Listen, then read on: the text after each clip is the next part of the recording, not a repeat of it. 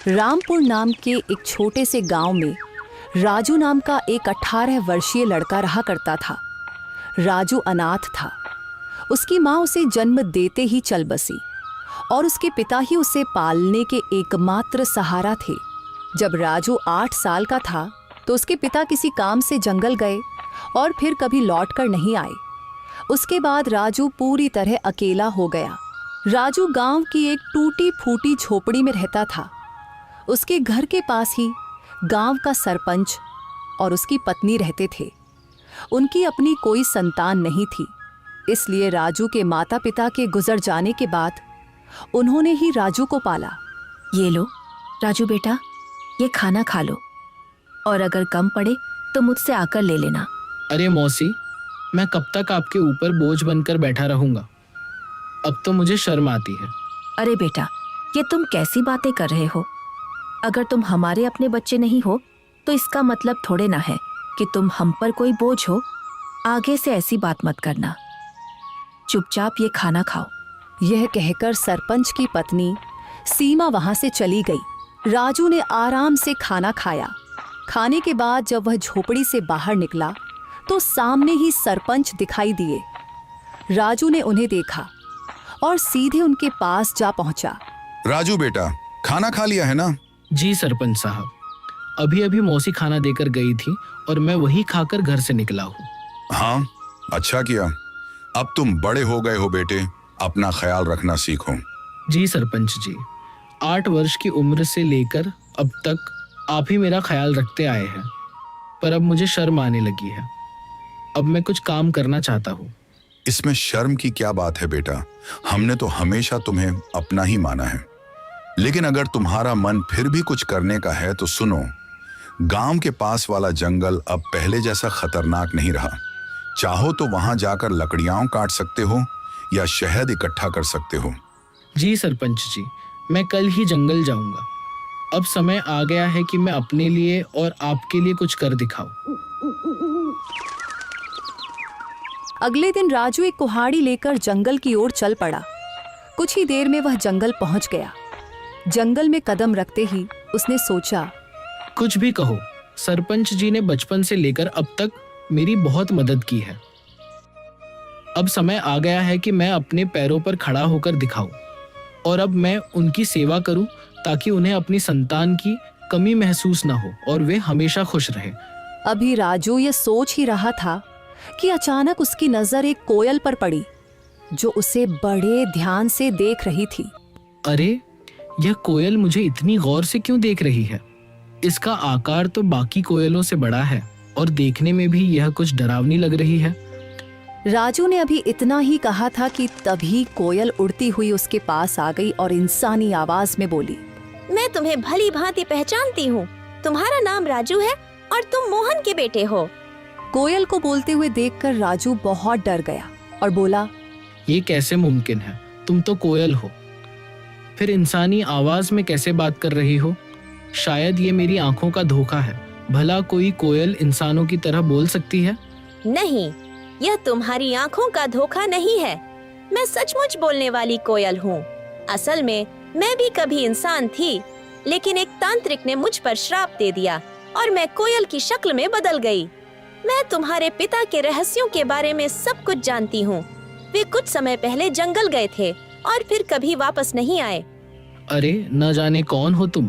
मैं ऐसे कैसे तुम्हारी बात पर विश्वास करूं? कभी सोचा है तुमने? तुम पिछले कई वर्षों से बिना पिता के रह रहे हो, लेकिन गांव में कोई भी तुम्हारे पिता के बारे में बात नहीं करता।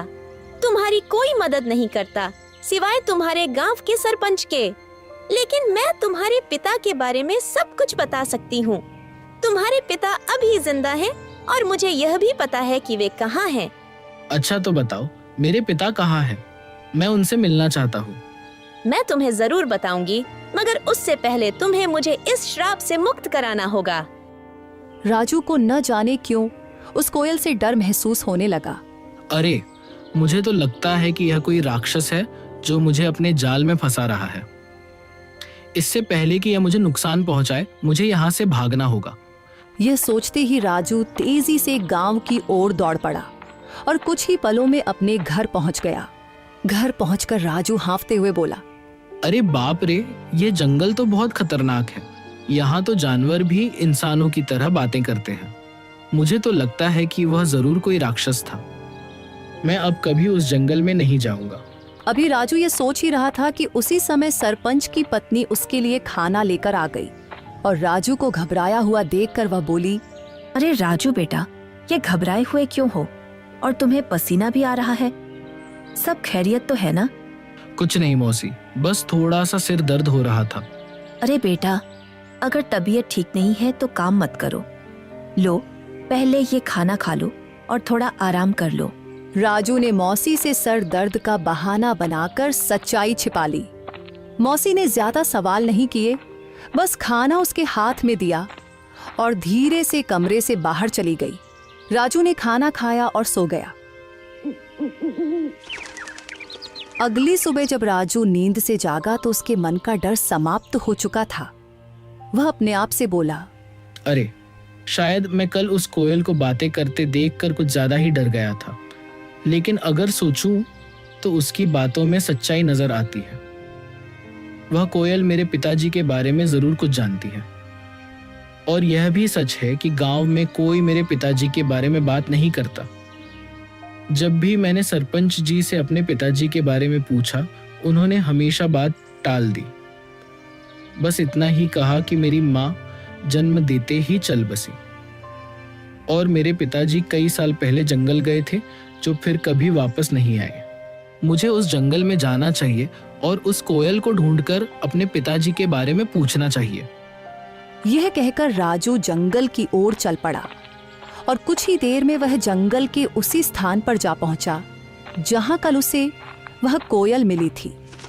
वह कोयल वहां पहले से ही मौजूद थी और राजू को देखकर उड़ती हुई सीधा उसके पास आ गई। मुझे पता था कि तुम जरूर आओगे, क्योंकि तुम भी अपने पिताजी मोहन की तरह ही बहादुर हो। मैं सिर्फ इसी वजह से आया हूँ क्योंकि मुझे अपने पिताजी से मिलना है। तुम कह रही थी कि तुम मेरे पिताजी के बारे में जानती हो, तो बताओ मेरे पिताजी कहाँ हैं? मुझे उनसे मिलना है। कल मैंने कहा था कि इसके लिए पहले तुम्हें मुझे इस श्राप से मुक्त कराना होगा, लेकिन तुम चिंता मत करो, मैं तुम्हारी मदद करना चाहती हूँ। तुम मुझे अपना दोस्त समझो। मैं जानती हूँ कि तुम बचपन से ही गरीबी से जूझ रहे हो और कभी-कभी इस बात पर तुम्हें शर्म भी आती है। यह सुनकर राजू उदास होकर बोला, हाँ, तुम बिल्कुल सही कह रही हो। मैं सचमुच गरीब हूँ। बचपन से ही सरपंच जी और उनकी पत्नी ने मुझे पाला है, लेकिन अब हर वक्त उन पर बोझ बनकर रहना मुझे अच्छा नहीं लगता। मैं चाहता हूँ कि अब मैं खुद कमाऊं, ताकि वे दोनों चैन से बैठकर खाएं और खुश रहें। अगर तुम चाहो तो मैं तुम्हें धन कमाने का रास्ता दिखा सकती हूँ। अच्छा, मगर वह कैसे? तुम मेरी मदद कैसे कर सकती हो? मैं इस जंगल के सारे रहस्यों को जानती हूँ। आओ मेरे साथ चलो। ये कहकर कोयल उड़ चली और राजू उसके पीछे पीछे चल पड़ा। चलते चलते कोयल राजू को एक गुफा के अंदर ले गई।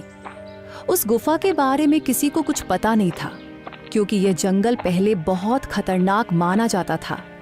इसीलिए लोग इस जंगल में आना पसंद नहीं करते थे। गुफा के अंदर जाते ही राजू की नजर एक बक्से पर पड़ी। अरे, इस बक्से में क्या है? मैं अभी इसे खोलकर देखता हूँ। जब राजू ने उस बक्से को खोला तो उसमें बेहिसाब हीरे जवाहरात निकले। उन्हें देखकर राजू हैरानी से बोला, अरे बाप रे, इस बक्से में तो ढेर सारे हीरे जवाहरात हैं। ये सब सामान किसका है? तुम पहले धनवान बनो, फिर मैं तुम्हें बताऊंगी कि मैं इस श्राप से कैसे मुक्त हो सकती हूँ।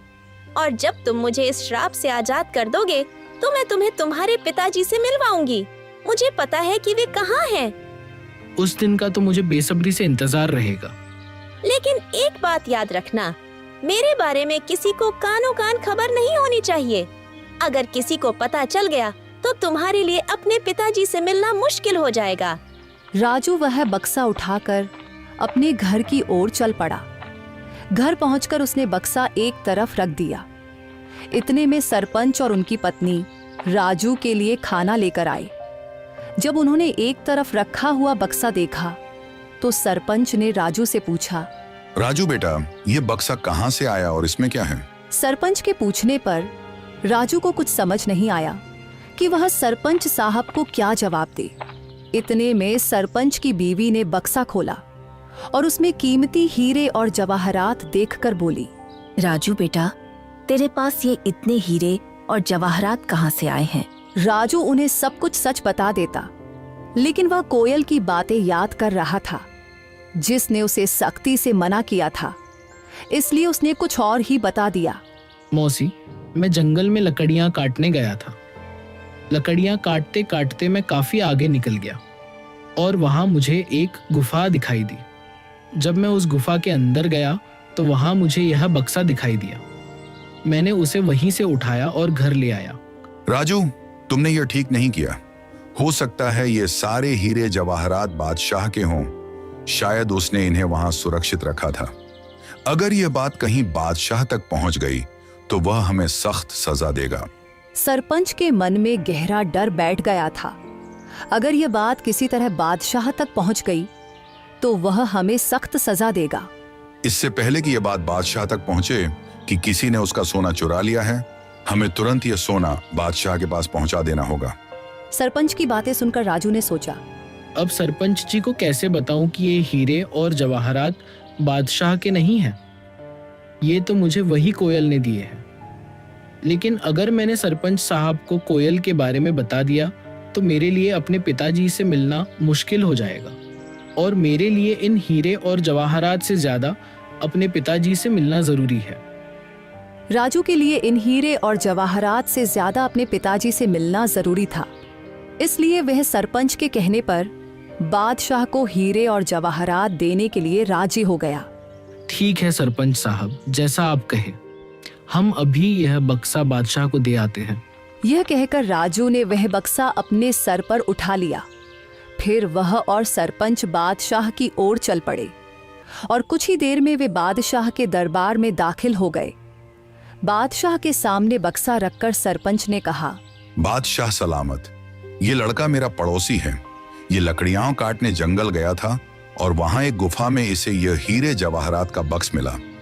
हमें शक हुआ कि शायद यह आपका ही है, इसलिए हम इसे फौरन आपके दरबार में ले आए हैं। यह सब सुनकर बादशाह के दिल में लालच जाग उठा, क्योंकि वह जानता था कि यह बक्सा उसका नहीं है। लेकिन इतने कीमती हीरे जवाहरात देखकर उसके मन में यह ख्याल आया, ये हीरे जवाहरात असल में मेरे नहीं हैं, मगर जब ये किस्मत से मेरे पास आ ही गए हैं तो मैं इन्हें बेकार क्यों जाने दूं। बेहतर यही होता है कि मैं इन लोगों को इसके बदले कुछ इनाम दे देता हूं ताकि वे खुश हो जाएं और ये खजाना भी मेरे पास ही सुरक्षित हो जाए। ये सोचकर बादशाह ने उनसे कहा, हाँ, यह बक्सा मेरा ही है।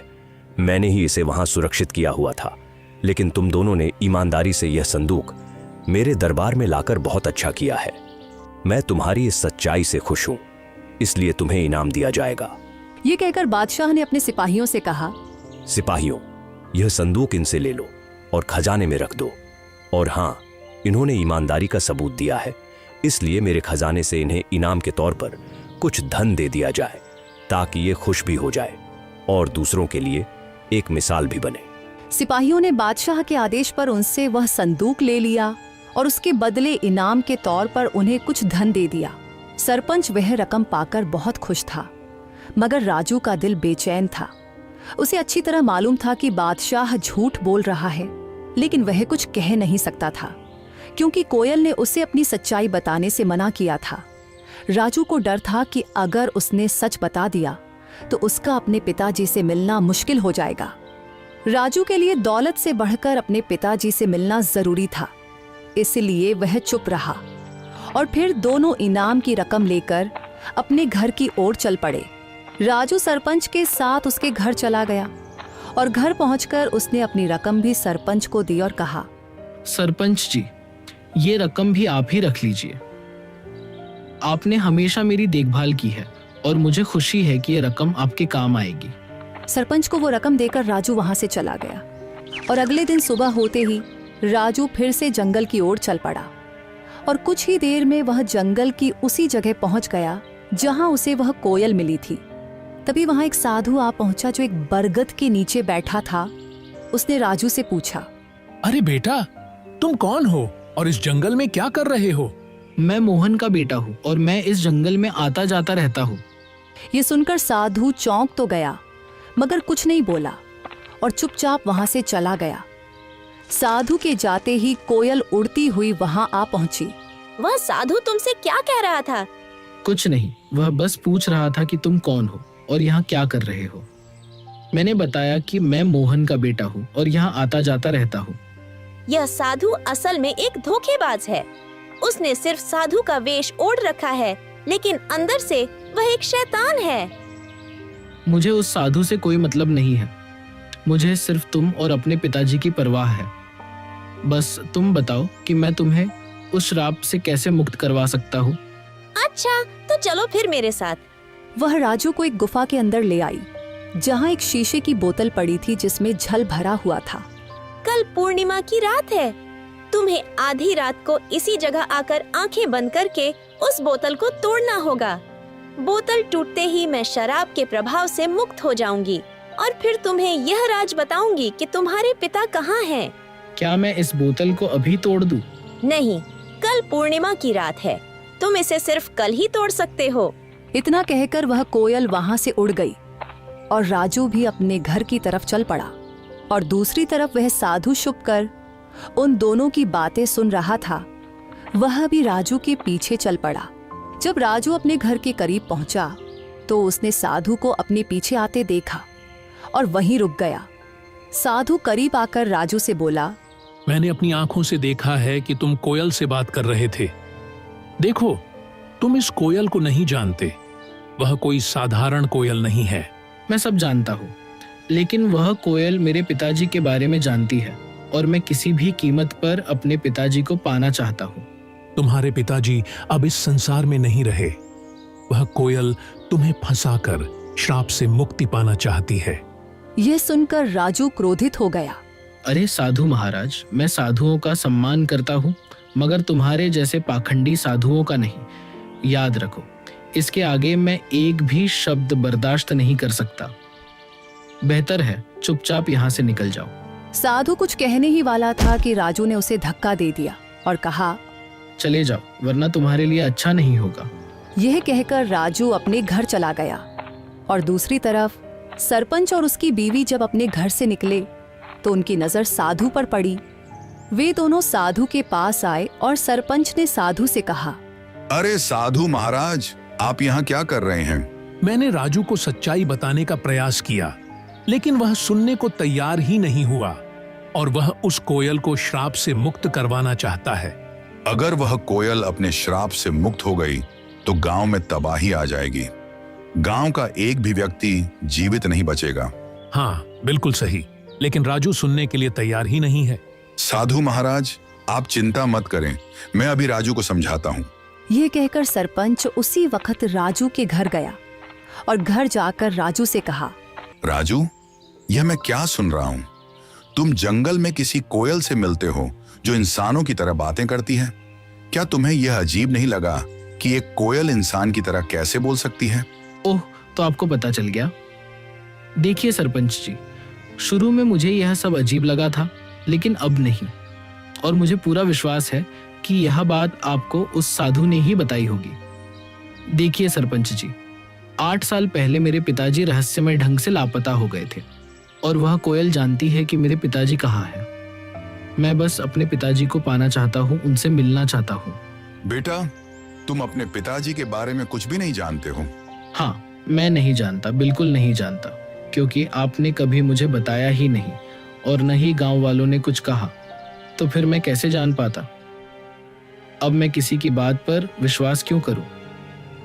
बताइए। मुझे सिर्फ कोयल की बात पर विश्वास है और कल पूर्णिमा की रात है। कल मैं उस कोयल को श्राप से मुक्त कर दूंगा और वह कोयल श्राप से आजाद होकर मुझे मेरे पिताजी से मिलवाएगी। इतना कहकर राजू गुस्से में घर से बाहर निकल गया। राजू, मेरी बात सुनो। राजू, रुको। सरपंच ने राजू को आवाजें दी मगर उसने एक भी न सुनी और घर से निकल गया। सरपंच भी घर से बाहर आया और साधु भी घर के बाहर ही खड़ा था।